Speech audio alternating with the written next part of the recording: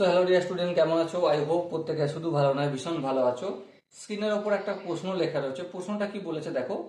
Late s equal to s সেটের element 1 2 3 4, the total number of unordered pair of disjoint subset of S is equal to, মানে total number of unorder pair আমাকে বলতে হবে of disjoint subset of S, S এর disjoint সাবসেটে। দেখো এখানে S সেটে elements কি কি আছে? 1 2 3 4।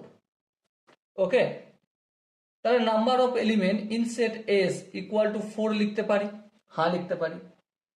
এবারে এই যে এখানে একটা কোশ্চেন বলেছে না, আনঅর্ডার আনঅর্ডার পেয়ার আর কি আছে অফ ডিসজয়েন্ট সাবসেট। এর একটা সাবসেট, এসিটি সাবসেট, এর একটা ফর্মুলা রয়েছে। ফর্মুলাটা কি? 3 to the power n plus 1/2। Simple formula. এখানে n বলতে কি? নাম্বার অফ এলিমেন্ট, তাহলে 3 এর পাওয়ার কত হবে? 4 হবে, প্লাস 1/2। 3 এর পাওয়ার 4 মানে কত? 81। 81 এর আগে কত? 82। 82 কে 2 দিয়ে ভাগ করলে 41। তাহলে unorder pair of disjoint subset of S কতগুলো বের হবে? 41টা বের হবে।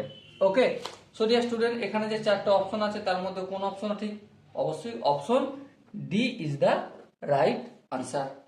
সো ডিয়ার স্টুডেন্ট, দেখা হচ্ছে নেক্সট সেশনে। ততক্ষণ পর্যন্ত ভালো থেকো, সুস্থ থেকো এবং জয় হিন্দ।